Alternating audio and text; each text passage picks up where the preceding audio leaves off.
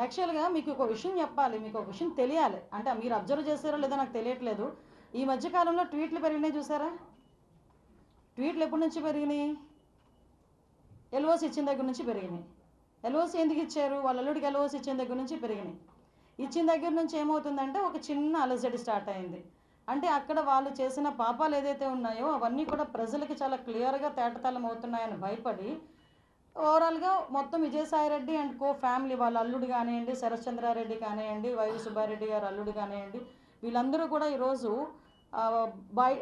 ఇందులో ఇన్వాల్వ్ అయ్యి ఉన్నారన్న సంగతి చాలా క్లియర్ కట్గా అర్థమైంది. కాబట్టి వీళ్ళు ఏం చేస్తున్నారంటే బయటకు వచ్చి నోటుకు వచ్చినట్టు చంద్రబాబు నాయుడు గారిని తిడితే కనుక టాపిక్ డైవర్ట్ అవుతుంది, మేమందరం చంద్రబాబు నాయుడు గారిని ఎందుకు తిట్టామన్న గురించి మాట్లాడతాం కాబట్టి అని డైవర్ట్ చేస్తున్నారు.